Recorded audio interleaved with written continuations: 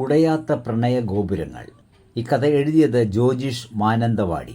ഞാൻ ജോലിയും കുളിയും കഴിഞ്ഞ് അത്താഴവും കഴിച്ച് ഉറങ്ങാൻ കിടക്കുന്നതിന് മുൻപ് പതിവ് പോലെ ഫേസ്ബുക്കിൽ നോട്ടിഫിക്കേഷൻ നോക്കുന്നിടയിൽ കമൻറ്റുകൾ ശ്രദ്ധയിൽപ്പെടുന്നത് കണ്ടിട്ടുണ്ട്.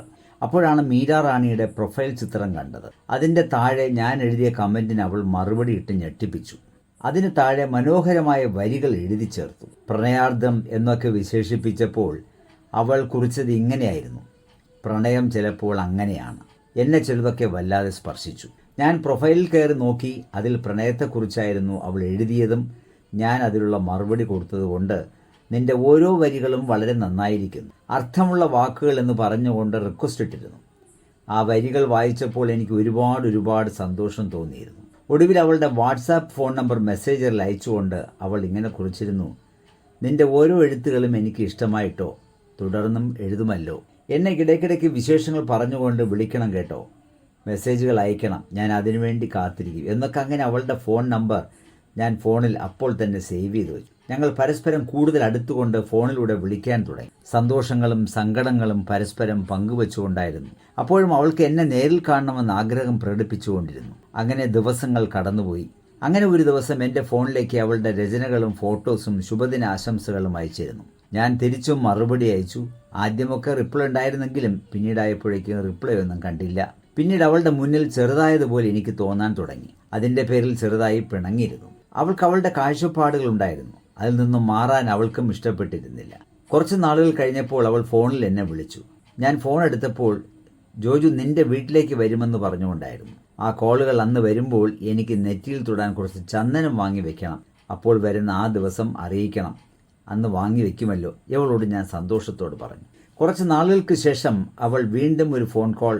ഞാൻ അന്ന് പറഞ്ഞിരുന്നില്ലേ വരുമെന്ന്, ഞാൻ നിന്റെ വീട്ടിലേക്കാണ് വരുന്നതും നിന്റെ വീടും ചുറ്റുപാടുകളെല്ലാം എനിക്ക് കാണണമല്ലോ, ഞങ്ങൾ 2 പേരുണ്ടാവും.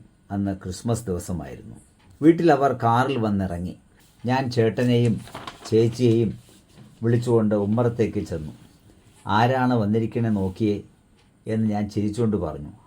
അവരോട് അകത്തേക്ക് കയറുക എന്ന സന്തോഷത്തോടെ വിളിച്ചു. ഇരിക്കൂ. അവൾ ആദ്യം എൻ്റെ അരികത്ത് വന്നിരുന്നുകൊണ്ട് ജോജുവിനെ കണ്ടപ്പോൾ എനിക്ക് ഒത്തിരി സന്തോഷമായി. പുഞ്ചിരിയോടെ പറഞ്ഞു. അപ്പോൾ ഞാൻ ചോദിച്ചു, വീട് കണ്ടുപിടിക്കാൻ ബുദ്ധിമുട്ടായിരുന്നോ? ആരോടെങ്കിലും ചോദിക്കേണ്ടി വന്നിരുന്നോ? അവർ പറഞ്ഞു, അങ്ങനെ ബുദ്ധിമുട്ടൊന്നും ഉണ്ടായിരുന്നില്ല. ഇവിടെ അടുത്ത് 2 കടക്കാരോട് ചോദിക്കേണ്ടി വന്നു. അപ്പോൾ അവർ വഴി കാണിച്ചു തന്നു. പിന്നെ നേരെ ഇങ്ങോട്ട് പോന്നു. എൻ്റെ പേര് മീര റാണി. എൻ്റെ ജോലി സർക്കാർ ആശുപത്രിയിലാണ്. ഇത് ശ്രീകാന്ത്, വിജിലൻസിലാണ്. ഞങ്ങൾ അടുത്താണ് താമസിക്കുന്നത്. എറണാകുളത്താണ് എന്നവർ സ്വയം പരിചയപ്പെടുത്തി. ഇനി നമുക്ക് പരിചയപ്പെടാം. ഞാൻ ജോണി, ഇത് വൈഫാണ് റാണി. മക്കൾ 3 പേര്: അന്ന, മരിയ, റോണി. മൂത്തവൾ +2, രണ്ടാമത്തവൾ ബ്രിജിത്ത, ഇളയവൾ 7. ഇതിൻ്റെ ഒരു അനിയനാണ്.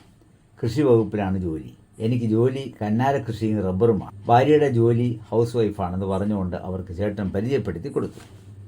അമ്മയുടെയും അച്ഛൻ്റെയും ഫോട്ടോയിൽ നോക്കിക്കൊണ്ട് അവർ എന്നോട് ചോദിച്ചു, അമ്മയും അച്ഛനും മരിച്ചുപോയില്ലേ? അച്ഛൻ മരിച്ചിട്ട് 42 വർഷവും അമ്മ മരിച്ചിട്ട് 7 വർഷവുമായി. ഓഹോ, അതുമാത്രം എന്നോട് പറഞ്ഞിരുന്നില്ലല്ലോ.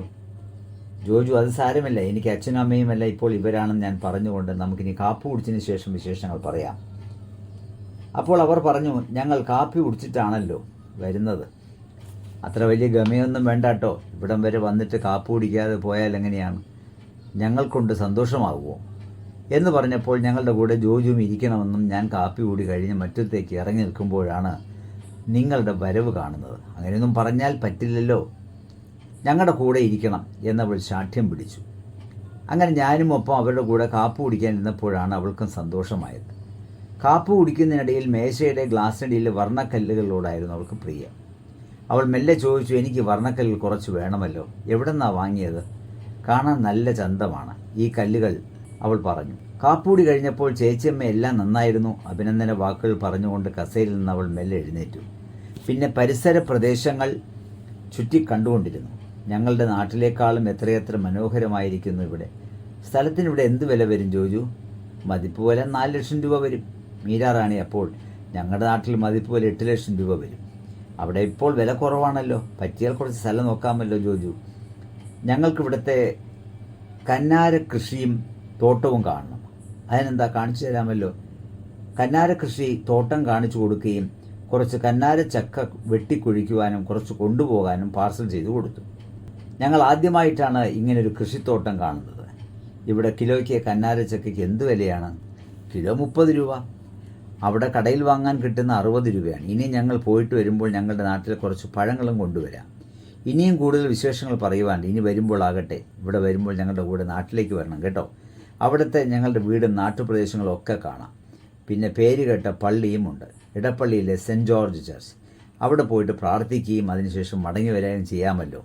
പക്ഷെ ഒരു സാധാരണ കൂട്ടുകാരിക്ക് അപ്പുറം ഒരു അടുപ്പവും അവൾ കാണിച്ചിരുന്നില്ലെങ്കിലും എന്തോ നേരിൽ കണ്ടപ്പോൾ വീണ്ടും ചെറിയ അടുപ്പം തോന്നി തുടങ്ങിയിരുന്നു. അവളുടെ മുഖത്തേക്ക് ഞാൻ നോക്കി. കണ്ണുകൾ അത്ര മനോഹരമായിരുന്നു. ആ കണ്ണുകളിൽ എനിക്ക് പ്രണയം തോന്നിയിരുന്നു. ഒരുപാട് ഇഷ്ടമായിരുന്നു അവളെ. അവർ പോകാൻ തുടങ്ങിയപ്പോൾ അവർക്ക് ചന്ദനവും വർണ്ണക്കല്ലുകളും എടുത്ത് കൊടുത്തപ്പോൾ അവൾ പറഞ്ഞു, നമുക്കെല്ലാവർക്കും കൂടി ഒരുമിച്ച് നിന്നൊരു സെൽഫി എടുത്താലോ? എടുക്കാമല്ലോ. അവൾ സന്തോഷത്തോടെ കുറേയധികം ഫോട്ടോകൾ എടുത്തപ്പോൾ ഈ ഫോട്ടോകൾ ഓർമ്മയ്ക്കായിരിക്കട്ടെ എന്ന് പറഞ്ഞു.